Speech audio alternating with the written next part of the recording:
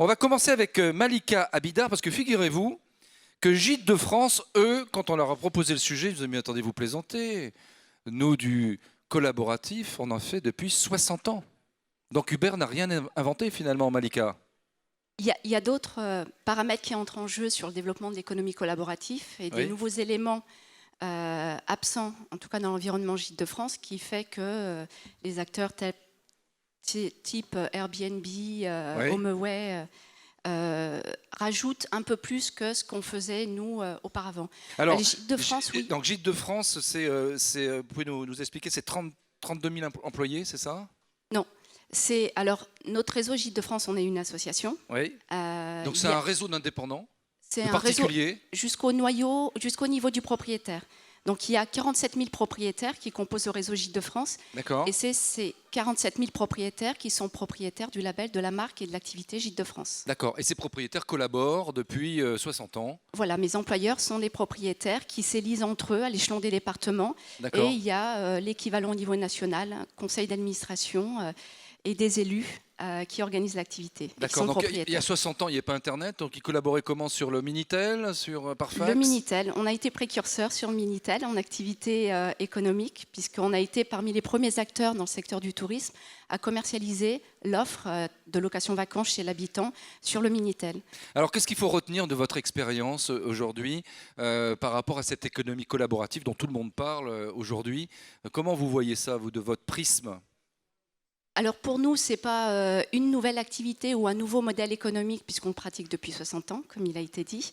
On voit ces nouveaux acteurs et le développement principalement lié au développement des outils technologiques, des outils digitaux. La différence, c'est les outils finalement. Voilà, et qui fédèrent beaucoup plus de monde que ce qu'on pouvait avoir auparavant. Donc aussi bien du côté des propriétaires, qui sont de plus en plus nombreux à s'intéresser au développement de l'activité, soit de location d'un appartement ou d'une chambre, soit du côté des clients qui avaient plutôt pas forcément une appétence, mais avec le développement des outils digitaux, sont de plus en plus nombreux à vouloir profiter de ces formules d'hébergement. Alors Delphine Desgurs-Potignon, je peux vous appeler Desgurs. Delphine, bonjour, merci d'être avec nous. Directrice marketing stratégique et de l'innovation à la Poste. Ça veut dire quoi? Directrice marketing stratégique et de l'innovation à la Poste.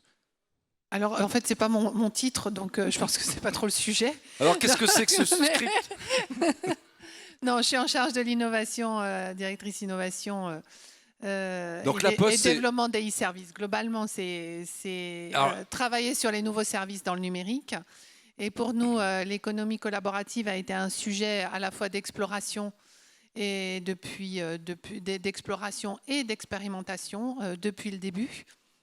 Depuis le début, c'est-à-dire Depuis qu'on a vu émerger ce mouvement, on va dire il y a 6 ans à peu près, 5-6 ans. Il y a 5-6 ans. Voilà, on a vu... mais nous, on s'y est intéressé d'abord via le crowdfunding avec la Banque Postale. D'accord. On y a vu essentiellement un mouvement auquel on avait une certaine affinité en termes de valeur. Et la Banque Postale, du coup, s'y est associée en termes de sponsorship fortement. Ça faisait émerger un marché auquel nous-mêmes n'étions pas capables en tant que banque de répondre, mais ça permettait à des acteurs de se développer pour qu'effectivement on puisse ensuite pouvoir les financer. Alors, la Poste, c'est 260 000 collaborateurs. Je suppose que vous ne les faites pas tous collaborer, mais on va y revenir. C'est 22 milliards de chiffre d'affaires et avec un business model qui est en rupture aujourd'hui parce qu'on consomme de moins en moins de papier. Malgré tout, les boîtes aux lettres vont continuer à fonctionner. Donc vous êtes pris dans un système d'évolution, de transformation de vos équipes. Est-ce que le collaboratif rentre dans ce périmètre de réflexion? Oui, il rentre tout à fait. En fait, si je dis qu'au début, c'était du sponsorship. Ensuite, on a vraiment travaillé sur l'économie collaborative en disant « et si on s'appliquait ce modèle à nous-mêmes ?» D'accord. Donc, le modèle de l'économie collaborative est celui de l'excess capacity. J'ai une chambre, voilà, je ne l'occupe pas tous les jours ou je pourrais la louer. J'ai une voiture, bon, je ne la prends pas tous les jours. Est-ce que le dimanche, je peux la prêter à quelqu'un? Et donc, nous, on a utilisé Coulicar, qui est une plateforme d'économie d'autopartage, pour tester le modèle de location le week-end de nos véhicules postaux à des postiers avec un modèle économique qui est associé. Et aujourd'hui, ça devient une plateforme qui est dans nos modèles économiques. Donc là, au départ, c'est « et si j'en faisais un business ?» D'accord. Et maintenant, par contre, c'est au-delà de « et si j'en fais un business en copiant les modèles », ça vient effectivement challenger nos propres modèles, puisque c'est tout ce qui va être autour de la livraison, hein, le colis voiturage, la livraison collaborative de colis. Et là, on est, je dirais, au tout début de ce qui peut être effectivement profondément disruptif, hein, parce que nous, on a 60 000 facteurs en CDI. Oui. Versus des modèles ils sont pas en grève, facturés. Ils ne sont pas en grève actuellement? Non. Bon. Versus des modèles où les gens livrent facturés à la tâche. D'accord. Voilà. Donc, pourquoi ça plaît? Ça commence seulement, mais ça questionne les modèles, ça questionne la capacité à mettre en tension l'ensemble de nos acteurs. C'est super intéressant, parce qu'une entreprise de 260 000 salariés qui se transforme, je peux vous dire, c'est quand même formidable. Pourquoi ça plaît, le modèle collaboratif, pour vous? Votre point de vue? Pardon? Pourquoi ça plaît, le collaboratif, auprès des salariés, du monde, de tout le monde? Je pense que on passe d'un modèle de propriété à un modèle d'usage. Donc quand et ça plaît? Ça oui, parce que ça coûte moins cher.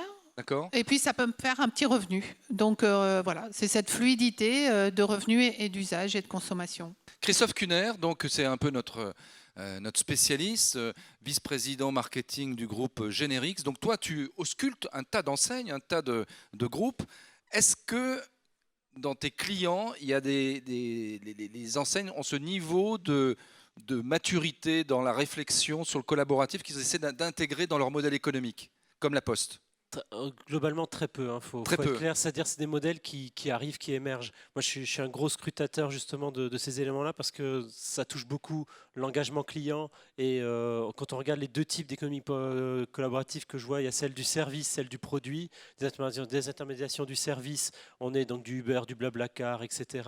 Donc le service, c'est Airbnb et compagnie. Voilà, c'est ça. C'est-à-dire en gros un service qui est apporté à la personne et des intermédiations du produit. Donc là, on va court-circuiter le retail, on va court-circuiter même les différents aspects de production avec des Kickstarter. C'est de la promotion de produits sans passer par ni un site web personnel, ni passer par un retailer derrière qui va revendre les éléments, et donc avec une marge complète pour le créateur qui va lancer un produit. Et sur ces deux éléments-là, on est vraiment sur des éléments, on a du mal encore à retrouver ça dans le retail. Et en fait, c'est pour rebondir par rapport à la question que tu posais juste tout à l'heure, qu'est-ce qui fait qu'aujourd'hui ces éléments de collaboratif marchent? J'avais fait cette analyse, j'avais noté 5 points, donc j'ai mes petites notes devant moi.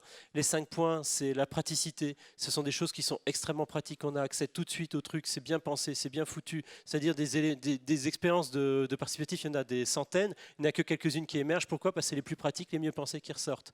Mais c'est aussi un ancrage local fort. C'est quelque chose qui est vraiment dans le quotidien des gens et on n'est pas dans quelque chose qui est virtuel, qui est très loin. C'est quelque chose qui est très engageant avec de l'authenticité, du sens, etc. Et derrière, ce qui découle de ça, c'est de l'émotion. À la fin, c'est je choisis un Uber parce que déjà je suis un peu contre les taxis, il y a cet aspect un peu là, je suis un peu contre le système qui je trouve pourri, qui ne me satisfait pas, et en plus quand je suis dedans j'ai ma bouteille d'eau, j'ai machin, j'ai bidule, il y a de l'émotion dans tout ça, c'est-à-dire qu'en fait c'est des choix engagés de partir là-dessus. D'accord, collaboratif, donc c'est engagé, on sent une implication, un engagement différent des collaborateurs? Je pense que c'est un terme aussi qui couvre énormément de modèles qui vont des plus engagés aux moins engagés. Aujourd'hui, nous, par exemple, on a investi dans une société qui s'appelle Stuart, qui fait de la livraison urbaine avec des acteurs qui sont payés à la tâche. Je ne pense pas qu'ils soient particulièrement engagés. Ce sont des entrepreneurs qui cherchent à avoir de l'argent de façon facile et fluide. Alors, Gilles Piquet-Pellors, directeur général de Biocop, 382 magasins, 2500 salariés. Qu'est-ce que tu as envie de répondre sur ce que tu as entendu sur le collaboratif? Alors déjà, c'est 400 magasins et 4500 salariés. Donc ouais, déjà, bon, je vais répondre ça. On n'est pas très loin. Je t'avoue sincèrement que lorsque tu m'as invité au Commerce Connecté Show, En principe, un directeur général est toujours un peu seul et aujourd'hui, j'ai vraiment l'impression d'être encore plus seul que d'habitude. Ouais. Parce que le collaboratif, tel qu'il est évoqué là, moi, ça ne m'évoque pas grand-chose parce que nous, on est né du collaboratif puisque Biocop, on a mal tourné, hein, je suis désolé, on est devenus des commerçants, mais à la base, c'est simplement un mouvement militant de consommateurs qui veulent consommer différemment, avec une vision différente de la société, qui est effectivement pas une société d'hyperconsommation. Donc ça fait partie de votre code ADN, ça. C'est notre code ADN, nous on est marqué par ça. Alors évidemment, on a par contre des rejets massifs d'un certain nombre de choses, c'est-à-dire l'ultra-consommation, la gadgetisation du commerce. Moi je suis désolé, j'aime bien venir dans ces shows parce que après, je peux briller en société, il y a plein de mots anglais, il y a plein de choses comme ça qui m'interpellent. Nous, on est des commerçants, on est même des épiciers, on le revendique comme tel.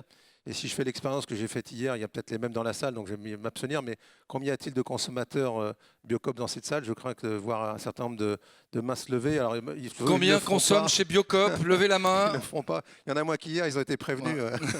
J'avais amené mon fan club. Tu as encore des parts de marché à conquérir. Hein. Voilà, ouais, c'est justement ce qu'on fait tous les jours, parce qu'on est à 36% de croissance. Et moi, je prends l'engagement auprès des consommateurs de ne jamais mettre de robots, comme j'ai vu tout à l'heure dans nos magasins, qui parleront à des hommes.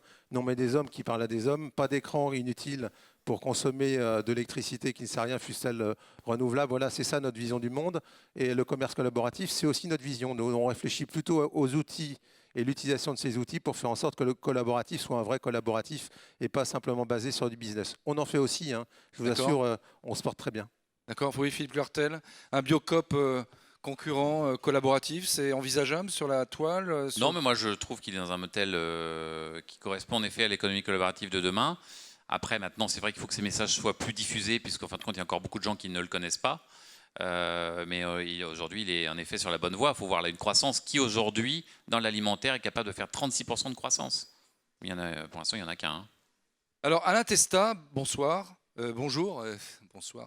Directeur marketing digital Bonobo. Deux mots sur Bonobo, filiale du groupe Beaumanoir, marque de jeans. Oui. 360 magasins, 250 millions d'euros de chiffre d'affaires.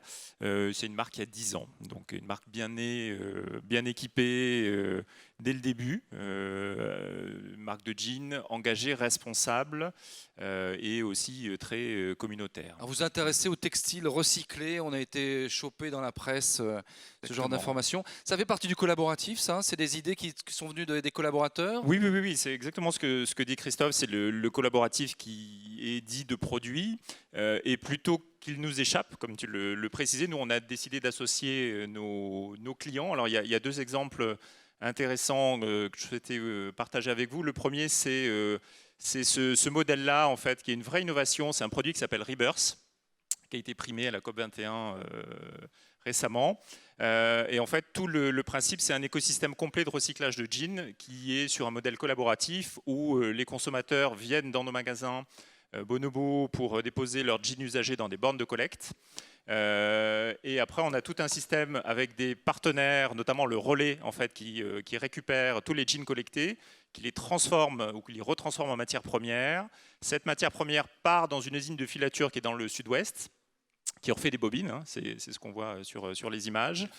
Et les bobines sont renvoyées dans nos usines de production de jeans en Europe et on réalise 2 fois par an une collection en capsule complète d'une dizaine de pièces à partir de jeans recyclés issus de la collecte auprès de nos consommateurs. D'accord. Donc ça, vous le faites depuis longtemps? C'est récent? Là, on est sur la 2e collection capsule. C'est voilà, deux années de R&D. On l'a sorti une semaine avant H&M. On n'était pas peu fiers de ces Frenchies qui ont pris le pas juste devant H&M. Donc c'est assez récent, mais c'est un vrai modèle vertueux. Philippe, donc le collaboratif, finalement, il rentre aussi dans le retail traditionnel? Il rentre partout parce qu'en fin de compte, ça remet en question en fait, l'organisation totale du travail, puisqu'en fait là on travaille sur du travail horizontal et non plus vertical. On travaille sur une interactivité entre des gens, c'est-à-dire entre un client, un consommateur, de la production et puis des gens de toutes parts. Pour la Poste, bien sûr, c'est génial de faire travailler les facteurs de manière un petit peu différente, parce que vous avez une force qui est absolument hallucinante. Donc ça remet tout en question, donc je crois que c'est très vertueux pour nous tous. Et les retailers doivent faire très attention à ça. Alors Delphine, justement, la Poste, 260 000 salariés. Est-ce qu'il y a une technique pour faire collaborer les collaborateurs, mais aussi les clients? Qu'est-ce que vous avez mis en place comme outil collaboratif qui crée de la valeur et qui va justement proposer des services, des process différents de ceux qui existaient? En fait, ça, c'est un sujet qui est plus effectivement de la collaboration interne. Donc, on est en train de développer un réseau social d'entreprise, des modèles de collaboration. C'est quoi le modèle qui marche pour que les gens vraiment s'impliquent? Parce que c'est quand il y a un management qui s'implique. Il y a toujours eu des sites intranet où les gens participaient. Qu'est-ce qu'il y a de nouveau aujourd'hui? En fait, ils sont plus fluides. C'est de l'instant messaging. C'est des modèles de groupe. Et c'est surtout, en fait, ce qui est important, c'est que le management soit présent sur ces réseaux sociaux parce que c'est une façon aussi d'exprimer et de casser des barrières hiérarchiques dans des grands groupes pour faire passer des messages ou un dialogue. Et les barrières tombent? Ou il y a encore des résistances? Bon, en fait, elles tombent. Après, tout dépend effectivement de l'implication du management dans l'interaction. Il n'y a pas une volonté de la direction générale, des présidents, de bouger les lignes en disant soit vous le faites, soit vous allez partir parce qu'on est en menace, quoi. On est menacé dans notre modèle économique. Alors ça, c'est la menace sur le modèle économique, c'est le fait que les facteurs, effectivement, soient amenés à travailler différemment. C'est-à-dire on a un nombre de ressources. L'engagement de la Poste, c'est de ne pas faire de plan social, même si le nombre de courriers diminue.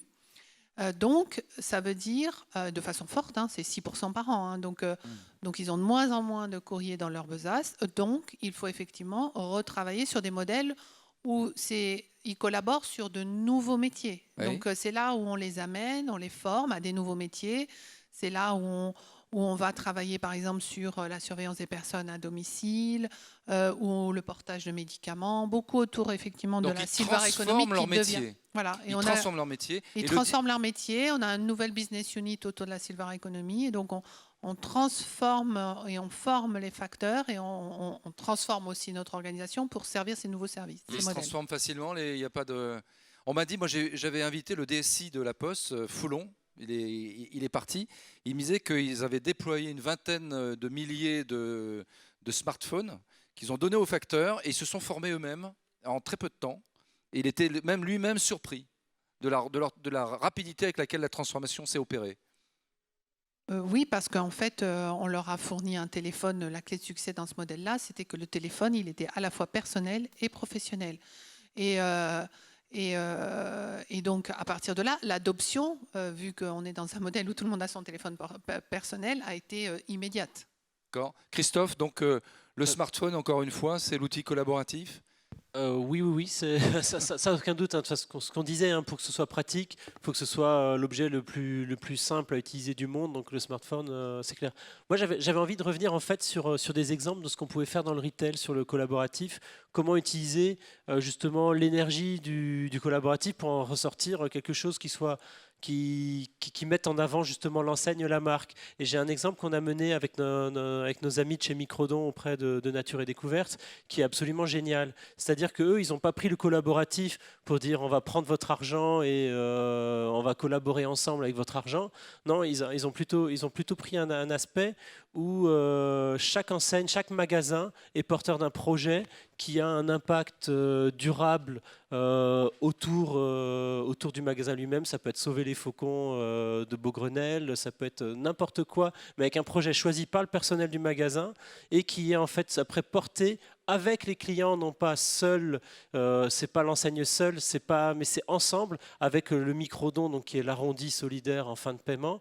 Et donc en gros, ce projet, il est porté entre l'enseigne et entre l'enseigne autant, je dirais, au headquarter, les employés et les consommateurs qui viennent. Et il y a un partage, il y a de l'information, on peut parler aux porteurs des projets, etc. Et donc là, on est vraiment dans le partage d'une valeur commune. Et ce modèle-là peut être transcrit quelle que soit l'enseigne. On se dit Nature et Découverte, c'est évident, c'est facile, mais il y a plein d'enseignes. On parlait tout à l'heure du sport. Le sport, il y a plein de choses à faire. L'automobile, il y a plein de choses à faire. Il y a plein d'enseignes passion sur lesquelles il y a des choses à faire. Et se dire, moi j'ai une enseigne, j'ai des valeurs, comment je retranscris mes valeurs, je pense que le participatif a un rôle à jouer. Philippe ? Alors, en fait, on revient à un sujet clé c'est l'émotion. Hein. C'est-à-dire que demain, si j'achète chez Biocop, bah, c'est sûr que si demain je suis locataire d'un tout petit plant de tomates chez un agriculteur qui vient nourrir bien sûr les Biocop, bah, quelque part, je suis content non seulement d'acheter les tomates, je suis content de penser à mon champ virtuel que je n'ai pas vu, où un jour on m'enverra une photo, et d'y avoir participé pour 10 euros, 15 euros. Bah, je trouve que pour mon intérieur, c'est bon, pour mon esprit, c'est bon. Pour le magasin, c'est bon, pour tout le monde, c'est bon. Et je trouve que le collaboratif sert beaucoup à ça. Et, enfin, je ne sais pas ce qu'en pense Gilles, il va nous s'exprimer, mais je pense qu'on est sur le bon chemin si on fait tout ça. Ouais, mais lui, il va te dire qu'il fait ça depuis 20 ans. Ben, c'est un peu ce que j'allais dire. Mais... Ouais. Nous, Non, on fait ça, effectivement, finalement tu n'as rien à apprendre de personne. Bah, c'est pas que j'ai rien à apprendre, c'est que je répète, souvent on est considéré un peu comme les barbus à sandales, Non, pas du tout. les ringards de service, mais J'ai on des l'assume. photos, hein, j'ai des photos en sandales. On l'assume. Quand je dis ça, c'est un peu provocateur. Certes, nous, on ne rejette pas la technologie, on ne rejette pas le commerce connecté, on rejette simplement l'utilisation qu'on en fait. Voilà. Et nous, ce qu'on croit, c'est que le commerce a on a une vision du commerce comme une vision sociétale.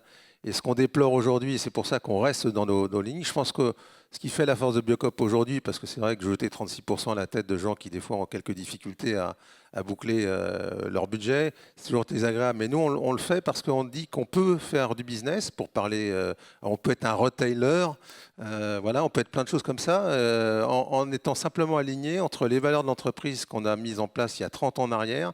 On était ultra moderne, à l'époque, on était un peu traités effectivement de gens alternatifs. Et puis, vivre décemment, je vous rassure, on a multiplié nos résultats par 15, on a une cote Banque de France de B3+, on est très fiers de tout ça. Et tout va bien pour nous. Biocop, mais justement, jamais on a trahi, excusez-moi, je voudrais juste terminer là-dessus parce que j'aime bien le dire, on ne trahit jamais les valeurs de Biocop, celles que vous venez quand vous consommez chez nous, au nom du fameux commerce ou du consommateur qui nous imposerait des choses qu'on ne souhaite pas faire. C'est pour ça que je disais tout à l'heure, vous ne verrez jamais de robots dans nos magasins parce que ça peut être très marrant, très drôle. Ok, moi, je vais chez Darty aussi, je fais des clics, des machins, des bazars. Mais moi, c'est pas comme ça, moi, et c'est très prétentieux. Nous, parce qu'on est vraiment collaboratif, qu'on conçoit le commerce. Et on trouve du Coca-Cola chez Biocop? Ce jour-là, je pense que je serai à la retraite et mes petits-enfants aussi.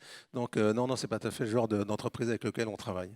Très bien. Biocop mise sur l'éthique pour revenir en arrière, là, s'il vous plaît.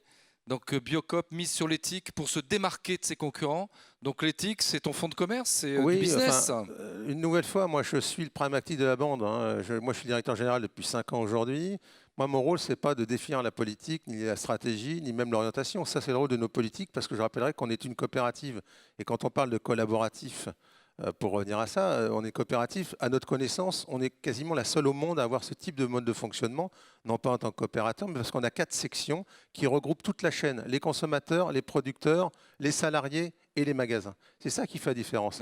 Et quand je dis ça, c'est simplement que moi, en tant que directeur général, je suis le gardien que la stratégie mise en place dans un plan stratégique, dans un plan d'action, qui est conforme aux valeurs de Biocop. Et donc l'éthique, c'est effectivement non pas un fonds de commerce, que j'aime pas l'expression, c'est simplement notre marque de fabrique. Et nous, la promesse consommateur, c'est pas une promesse de Gascon, c'est pas on en fait un petit peu, on en fait des tonnes et on vient communiquer comme des fous. Nous, on fait rien, sauf de faire notre métier correctement avec des valeurs fortes. Et tu dis, c'est un fonds de commerce, oui, alors on peut le traduire comme ça. C'est simplement qu'on s'engage, nous, fortement, définitivement, à être dans l'alignement entre les valeurs, l'organisation, ce qu'on met en place, la manière dont on fonctionne. Ce qui explique que moi, j'augmente mes salaires de 4,5% cette année. Voilà, je vous laisse apprécier. L'année dernière, on avait fait de 8. Mon salaire, je peux vous le donner, c'est 10 fois le plus petit des salaires. Voilà, ce sont des choses fortes. Je passerai les CV. Christophe Kuhner, on a recruté 850 personnes l'année dernière, donc si ça vous intéresse, il y a effectivement des beaux postes à prendre. Bien payés. Payés normalement. Christophe voulait rajouter quelque chose? Oui, ce qui est super important en fait dans ce discours-là, c'est cette notion de valeur, c'est-à-dire chaque enseigne va avoir des valeurs différentes. Je dirais avoir une valeur qui est de rendre accessible à un bas prix, c'est pas une valeur qui est moins bonne qu'une autre. C'est pas rentrer dans un débat de valeur. Ce qui est juste important, c'est d'utiliser le collaboratif par rapport aux valeurs qui sont l'enseigne et pas en trahison de valeurs, etc. Avoir des valeurs de technologie, dire je vous amène la meilleure technologie chez vous, c'est une sorte de valeur, c'est une promesse. Et ça fait partie des différents types de promesses. Et après, évidemment, on peut toujours discuter quelle est la valeur qui est la meilleure ou moins bien, qui a le meilleur impact de société. Mais ce qui est important, c'est que le collaboratif sert à la promesse et ne va pas à l'encontre, que ce ne soit pas juste un truc qu'on a collé par-dessus. Mais c'est vrai pour tout, en fait. D'accord. Alain Testin, un petit mot, là, on ne t'entend plus. Donc, Bonobo, Est-ce que tu organisais comme Biocop avec le collège des consommateurs, le collège des vendeurs, etc. Ouais, c'est des grands pôles. On n'est pas organisé de cette façon-là, mais c'est des voies importantes dans l'entreprise. Et c'est vrai que nous ce sujet sur le mode collaboratif au travers du produit, on l'a pris sur 2 ans, qui est la seconde vie du produit, qui est le projet dont je vous ai parlé, le Rebirth, le jean qui renaît de ses fibres. Et après, c'est aussi la co-création. C'est-à-dire qu'on a impliqué nos consommateurs dans la réalisation de nos produits. Là, on est actuellement sur la première campagne de co-création de produits qui va sortir à la rentrée. Alors, comment ils co-créent ces produits avec vous? C'est quoi? Ils participent à une plateforme? C'est exactement ça. Ils font des dessins? Le groupe Beaumanoir a un incubateur de start-up dont une d'entre elles s'appelle La Boutonnière. Et la Boutonnière a développé une plateforme de co-création de produits qui consiste, donc nous on a fait l'exercice sur la marinière, donc on a interrogé, on a proposé aux gens qui aiment la mode de créer la marinière dont ils rêvent, et il y a eu toute une plateforme collaborative de création de produits où les Françaises et les Français nous ont envoyé les croquis des marinières telles qu'ils les voyaient. Il y a eu tout un principe de vote via les réseaux sociaux sur les croquis ou les marinières qui faisaient le plus envie, un jury professionnel aussi qui a statué sur les produits, et on sort d'un workshop là, il y a 15 jours avec les 3 lauréats. Il y a 3 produits co-créés réellement. Avec des vraies réunions de travail, des modélistes, des stylistes Alors la question c'est, ok, c'est super la co-création, mais est-ce que ça se traduit par du chiffre d'affaires, par un succès commercial, ou c'est vraiment pour le fun? Le sujet fondamentalement, il est bien au-delà de ça. Hein. C'est pas un modèle qui est tout de suite profitable réellement, mais c'est vraiment se singulariser, donner du sens à l'achat et impliquer des consommateurs. Alors, Malika Abidar, donc 48 000, hein, c'est ça 47 000. 47 000 propriétaires qui collaborent. Alors parfois, il y a des idées qui viennent qui sont incongrues. Enfin, vous en tenez pas compte. Comment vous faites pour gérer les frustrés? Alors, je leur avais dit de faire ça, ils ne l'ont pas fait. C'est démocratique puisque les grandes décisions... Et quand démocratie dans le retail, ça marche vraiment? Enfin, je sais pas, c'est une question que je pose. Je sais pas. Oui. Chez Bouygues Immobilier, oui. Bon. Malika? Donc, toutes les initiatives peuvent venir de la base et chaque propriétaire peut suggérer des nouvelles idées. Elles font l'objet de votes au niveau local. Donc, quand elles sont décidées à la majorité, elles sont prises en compte et on essaie de mettre en place ces idées-là. D'accord, et ça marche? Ça marche. Depuis 60 ans, ça marche? Depuis 60 ans, ça marche. D'accord. L'activité en fait est essentiellement pilotée par des salariés qui sont recrutés en fonction de leur expertise métier, mais ils travaillent systématiquement de concert avec les propriétaires pour valider des concepts, notamment quand on parle de e-commerce ou de business, s'accorder avec les propriétaires pour qu'on soit vraiment raccord avec les valeurs des Gîtes de France. Moi, je vois bien un co-branding entre Biocop et Gîtes de France. Ça me semble naturel. Vous n'y avez pas pensé? On travaille avec d'autres oui, labels, on est en collaboratif aujourd'hui. D'organisations. Je ne sais pas si vous connaissez le label Bienvenue à la ferme. Donc, c'est un regroupement de producteurs français qui essayent de vendre leurs produits donc avec un niveau de qualité et de règles éthiques dans la production. On travaille avec eux puisqu'une partie des propriétaires Gîtes de France sont également producteurs, agriculteurs, viticulteurs et ils sont finalement un pied dans la location vacances et l'autre pied dans la production. Alors on va conclure assez rapidement. Delphine, les limites au collaboratif, c'est quoi? Est-ce qu'il y en a? En fait, comme on a vu, les modèles sont très étendus. Nous, la limite que l'on vit sur notre modèle économique, qui est par exemple celui du covoiturage ou des livreurs payés à la tâche pour faire de la livraison de colis, c'est forcément la différence de modèle en termes de modèle de travail. Donc, quand je disais, nous, on a 60 000 CDI versus des gens qui sont payés à la tâche. Le fait, par exemple, d'investir dans Stuart et dans ce modèle-là a été vraiment suivi par la DRH du groupe. Ça questionne les modèles chez nous. Et du coup, c'est comment est-ce qu'on peut... ce qui challenge vraiment, c'est comment est-ce que nous, on peut gagner en agilité sans remettre en cause nos promesses sociales. Alors, dans la salle, nous avons la présidente de l'Observatoire du multicanal et du commerce connecté, Régine Vanims. Bonjour Régine. Bonjour Marc. On m'a dit que tu es venue de Lyon. Ça va, il n'y a pas trop de grève en ce moment? Si, c'est catastrophique. C'est catastrophique. Ça roule très mal. Ouais, D'accord. La CGT, ubérisée, ça serait quelque chose qui serait possible? Oui, il y a beaucoup de choses qui peuvent être ubérisées. Un observatoire, tout peut être ubérisé. Alors, ce que je trouve assez intéressant, c'est que finalement, j'ai l'impression qu'on a un effet balancier qui est en train de se faire. On a parlé de technologie, il fallait être branché technologie. Et aujourd'hui, on a un énorme effet balancier. Vous nous parlez de terroir, vous nous parlez de valeurs. Ouais. Et il y a des choses qui sont en train de se passer, de tomates. Il y a le retour finalement de ces valeurs traditionnelles. Les gens ont besoin de nostalgie. Moi, j'ai beaucoup d'étudiants qui recherchent la nostalgie, qui recherchent du vrai, de l'authenticité. Et il y a un retour de l'humain très clairement qui est annoncé depuis 2 ans, qui fait qu'on va avoir des gens au contact, un personnel au contact qu'on va aborder différemment, j'aurais tendance à dire. C'est exactement ça. C'est la technologie permet ce retour à l'humain, c'est-à-dire pour réunir les gens. En fait, le problème, c'est que c'était compliqué de les réunir sur une place de village. Tout le monde a un boulot, se trouver leur commune, etc. Et la technologie permet ça. Et c'est tous les niveaux. En dehors, il y a maprimaire.org pour choisir son candidat à l'élection présidentielle. Il y a des exemples à tous les niveaux. Et c'est la technologie qui permet de rapprocher les gens et d'utiliser la chose. Avec la limite aussi de la technologie, c'est que ça donne la parole aussi à tout le monde. Et certaines personnes... du fait de l'anonymat de la technologie, etc., peuvent prendre la parole beaucoup plus que prévu. On parlait de co-création tout à l'heure. Si on se passe par la co-création Internet, celui qui est super fan d'une idée peut en fait complètement truster les débats, là où derrière, en fait, c'est pas forcément la meilleure chose qui va ressortir. C'est une des difficultés, en fait, par contre, de ces réunions qui se font pas, non pas sur une place de village, mais sur une place numérique. C'est-à-dire, en gros, on n'est pas forcément dans... Déjà que la majorité n'a pas toujours raison, ça, c'est pas toujours vrai, mais en plus, on peut aussi truster des débats par le numérique. C'est une des difficultés de la chose. Enfin, on crée des mouvements qui sont énormes. Hier, dîner blanc à Paris, 13 000 personnes, place Vendôme. Voilà. Et tout ça, c'est passé par uniquement un mobile qui a envoyé un message un quart d'heure avant pour donner le nom, l'endroit où ça se passait. 13 000 personnes, une vague humaine, place Vendôme, en 20 minutes. Donc c'est là où on voit qu'on arrive à réunir des gens sur une place du village grâce à cette techno. Il n'y aurait pas la techno, bon, le tam-tam existerait, mais ça serait un peu plus long. Mais là, en un quart d'heure, on a fait déplacer 13 000 personnes, place Vendôme. Alors, tu es dans la salle, j'aimerais qu'il se lève. C'est Philippe. Alors Philippe, c'est un entrepreneur, il a une idée tout à fait intéressante, on l'a entendu hier soir pour ceux qui étaient là. Il a monté la rue connectée.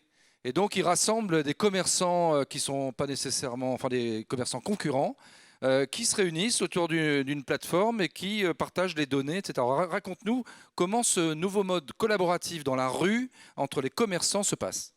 Oui, bonjour. Oui, effectivement, on a lancé une expérience, donc Ma Rue Connectée, dans le 9e arrondissement, et on s'est rendu compte que tout ce qui était les nouvelles technologies, c'était vraiment un activateur de lien social.